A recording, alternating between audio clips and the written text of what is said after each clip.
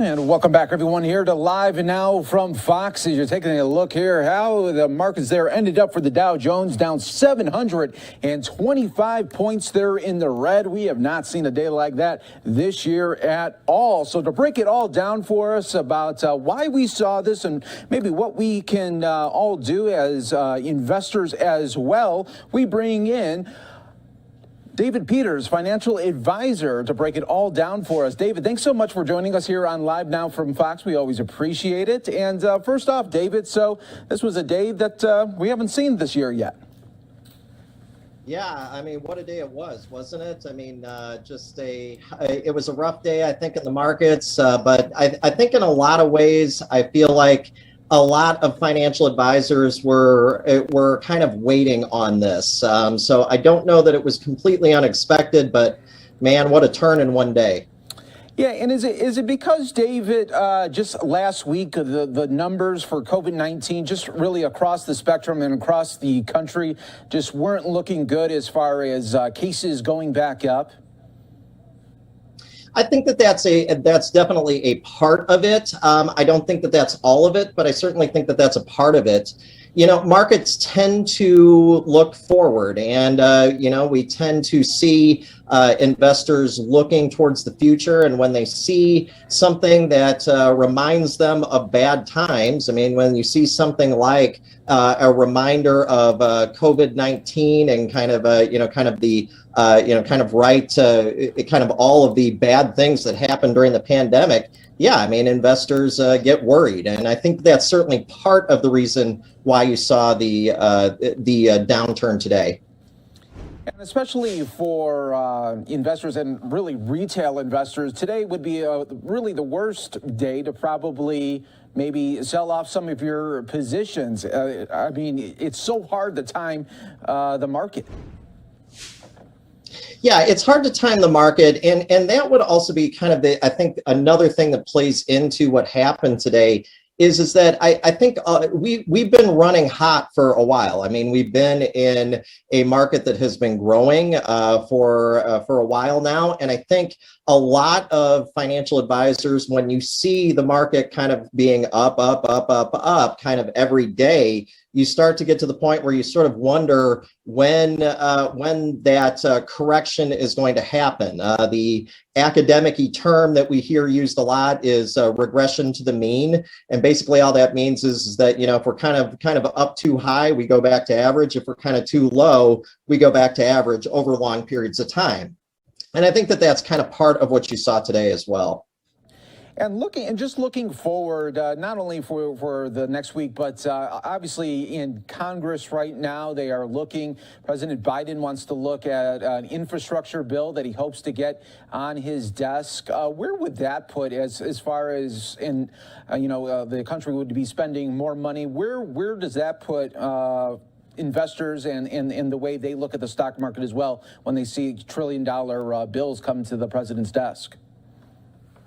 Yeah, I think that infrastructure is interesting. You know, typically the reason why people want to invest in infrastructure is for yield or income. I mean, that's really the reason why they typically want to invest in infrastructure. And certainly, you can see why that might be. You have Biden's bill that is kind of on the horizon. But I always caution my clients, and I would caution other investors as well. Infrastructure is not necessarily something that needs to go in every single portfolio. As an inflation hedge, I mean, typically that's the term that you hear thrown around when it comes to investing in infrastructure. But, typically when we hear that term, inflation hedge, that typically means CPI linked revenues. I mean, that's typically what that means. And only some things that would necessarily fall under infrastructure necessarily have CPI-linked revenues. And so I'm always a little bit cautious when clients want to come in and they want to invest, a bunch of money in any particular area. I truly do think, especially now when you see a big turn in the markets, that it's important to stick to your financial plan. I mean, stick to the plan that's been laid out, especially if it's for long-term investing, like retirement or something like that, because that's really the key, is that you have to stay the course. I mean, there's going to be dips in the market, all the time, and so we're going to see dips in the market like this. We're going to see them in the future too. And the good thing, at least, then it goes the other way too. I mean, we see days where it's been up 500, 600 points there as well. So it does go that nice. They're up and down. Well, our last question here, David. A lot of people have been asking this one, where are there some investors that are worried that the market right now might be just propped up because we're still getting people to have these stimulus checks? You're seeing these tax credits go out there as well. What's going to happen when all of that ends? And also about on the real estate side as well, what's going to happen when these people actually do have to start making their rent payments and mortgage payments again? Is that going to have a little bit of a fallout and then a trickle down effect? I think it's very possible. I think that, that you really hit the nail on the head. And that's really what I think me and a lot of other financial advisors are really trying to figure out right now, is that when do you sort of see that other side? When does that happen? And I do think that